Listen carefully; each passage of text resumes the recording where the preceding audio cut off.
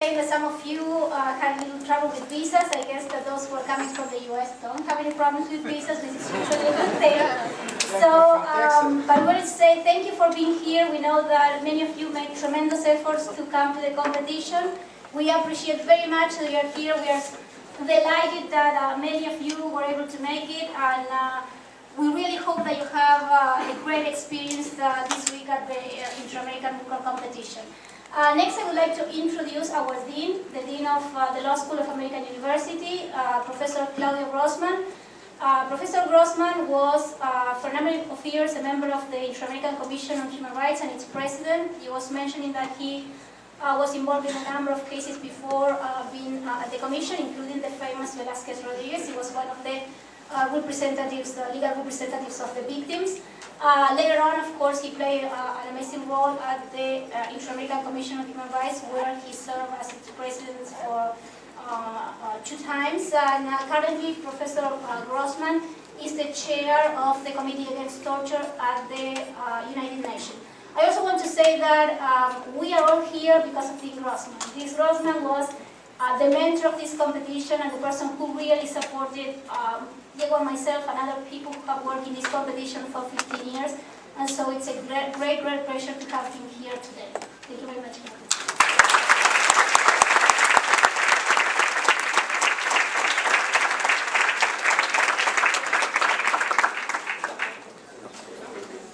¿Traducción en portugués?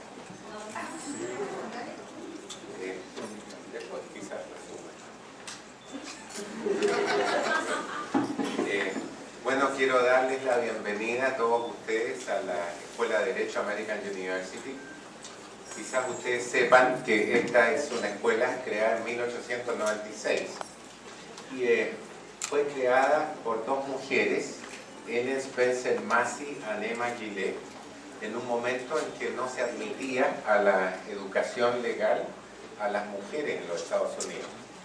Porque, y escuchen esto, porque por naturaleza las mujeres carecían de la capacidad analítica para estudiar y practicar la profesión jurídica. Y por eso tenemos que ponernos siempre muy nerviosos cuando alguien le quiere echar la culpa a la naturaleza de cosas que creamos los seres humanos. Y las madres nuestras, porque muchas escuelas tienen padres fundadores, pensaron que era muy importante crear una escuela de derecho que admitiera a mujeres y hombres y que demostrara su rechazo a la discriminación de género y a cualquier otro tipo de discriminación. Siempre los cambios se ven más fáciles cuando son con efectos retroactivos. Hoy día creo que en la inmensa mayoría de los países del mundo nos reiríamos si alguien pretendiera plantear eso, pero es gracias a la lucha de mujeres como ellas, aquí y en todos los otros lugares del mundo, y hombres también, que podemos ver hoy día que por lo menos desde el punto de vista jurídico hemos establecido el principio de igualdad y la prohibición de discriminación. Aún no hemos tenido éxito en traducirlo totalmente a la práctica. No hay todavía ningún país en el mundo en que haya igualdad de derechos en la vida real entre hombres y mujeres, pero al haber establecido esto en el derecho podemos reclamar su aplicación práctica. Entonces les doy la bienvenida en esta escuela que refleja ese pensamiento de que podemos cambiar las cosas si tenemos un compromiso, la imaginación necesaria para actuar y nos comprometemos con importantes valores de dignidad humana. Les quiero contar también que 15 años atrás decidimos empezar este concurso y decidimos hacerlo porque habían cambiado las condiciones también en la región. Desde el punto de vista del sistema interamericano, yo les diría que hay como 3 grandes momentos. Un primer momento fue las luchas contra las dictaduras. Y ahí la Comisión Interamericana sobre todo se orientó a las visitas in loco como instrumento, porque si hay 30.000 desaparecidos en Argentina, 3.000 en Chile, 150.000 muertos en Guatemala, uno no puede a través de un sistema de casos resolver ese tema. Lo que tiene que hacer es ir a un país o tratar de entrar y poner la bandera de los derechos humanos. Cada minuto que pasa cuando digamos así, en dilatar reacción internacional frente a desapariciones, disminuyen las posibilidades de encontrar al desaparecido. Y ahí lo que había que hacer era irse con todo, ¿no?, en contra de esta dictadura, y de allí la importancia de estos informes de países y de visitas en loco. Un segundo momento fue los procesos de transformación y de transición democrática, en que se habían elegido gobiernos, hay 34 gobiernos relativos, elecciones relativamente libres, y sin embargo la democracia y los derechos humanos van mucho más allá que una elección libre.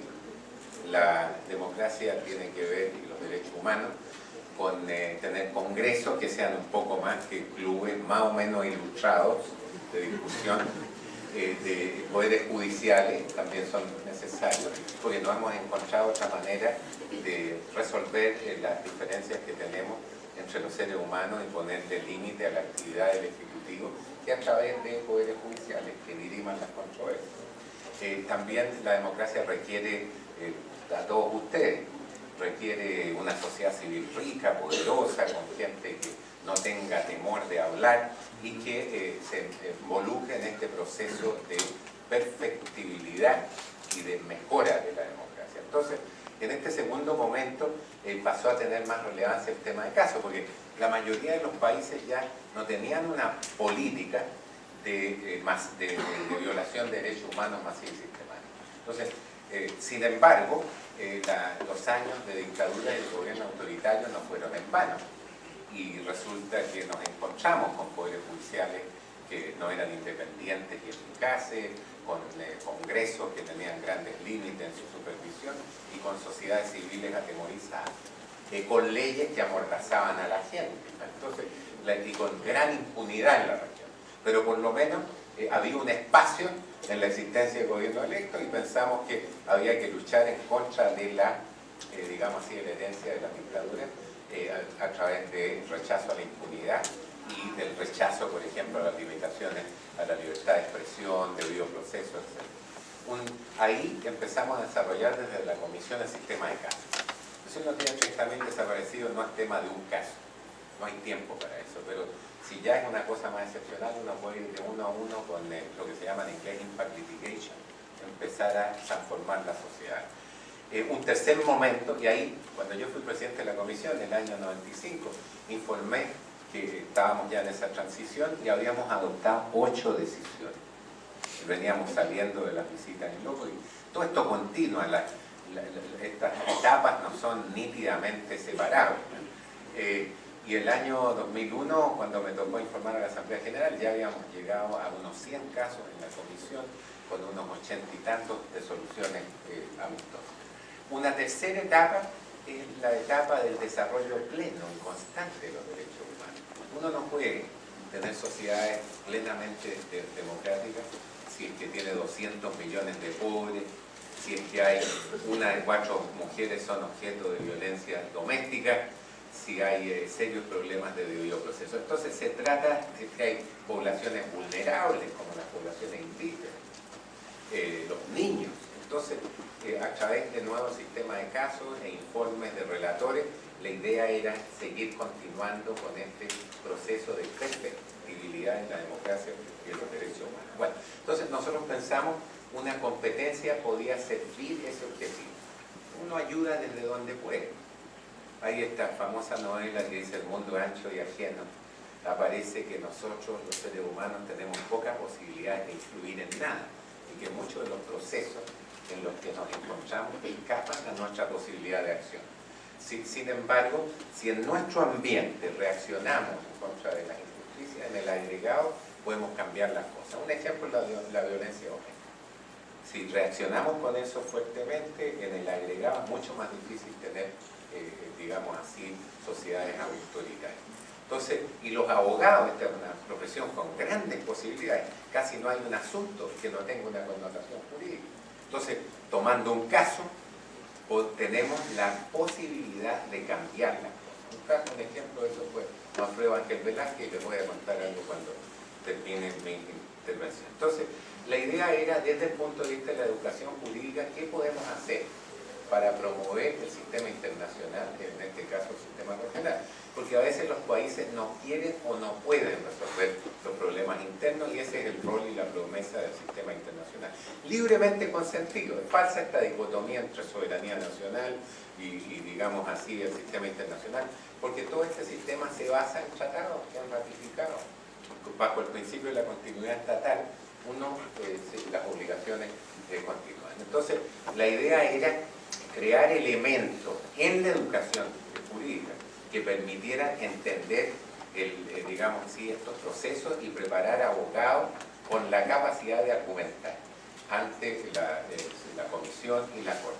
Hoy día hay más de 1000 y tantas peticiones ante la comisión y más de 100 casos ante la corte, así que el sistema desplegado, aunque tiene muchas imperfecciones, y que espero que en esta semana aquí puedan verla, porque esperamos de ustedes que tengan la posibilidad y el compromiso de cambiar siempre estas cosas. Entonces, creamos esta competencia, además por otra razón, porque el sistema no era muy conocido en estos procesos de transformación, y además porque en muchas escuelas sigue existiendo un modelo de educación que es un modelo repetitivo.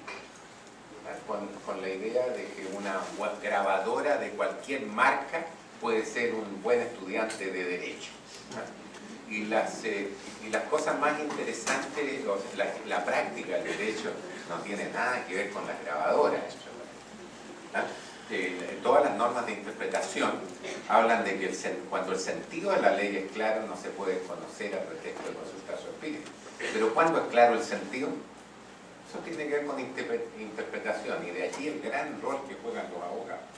Ahora, en este contexto, la idea era entonces ir contra modelos repetitivos y crear lo que se llama estos casos hipotéticos, en que se hace que los participantes tomen el rol de las víctimas o de la comisión y el rol del Estado. Porque si uno va a juridizar las cosas, es muy importante que los estados tengan muy buena defensa. Buenos abogados no son simplemente los que argumentan cualquier cosa.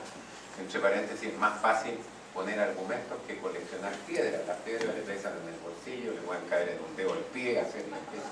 En cambio, hablar cosas puede hablar cualquiera, pero un buen abogado anticipa qué argumentos tienen la capacidad de convencer.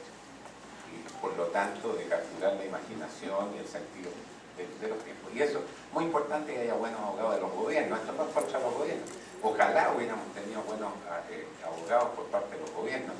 Habrían perdido menos casos, entre paréntesis. Y además, los abogados juegan este rol de doble tráfico. Vuelven y son capaces de convencer a sus clientes cuando hay que lanzar, cuando hay que cambiar, etc. Y había un marco mejor por la transformación que existía en la región y que sigue existiendo con distintos niveles. Todas estas cosas tan interpenetradas y son, digamos, acentos. De momento hay países con más violaciones que otros, como ustedes saben, y todas estas cosas son como una guía de la acción. La otra cosa fundamental, entonces queríamos crear un caso y hacer que la gente discutiera. Y discutiera sobre la base de la tradición jurídica. El ser abogado, además, no solo discutir, es discutir con la capacidad de convencer. También desarrollar destrezas de negociación, de saber qué cosas son las cosas relevantes, saber cómo plantearse, saber cómo escribir. Entonces pensamos que el concurso podía tener digamos así, ese rol, porque al final de lo que se trata es aprender a pensar y también a actuar. En este país, por ejemplo en los Estados Unidos, con las destrezas analíticas siempre se han desarrollado mucho. En las clases se hace que la gente piense, poniéndolos en distintos roles, pero por ejemplo más del 90% de los casos penales en los Estados Unidos son negociados a través del famoso plea bargain.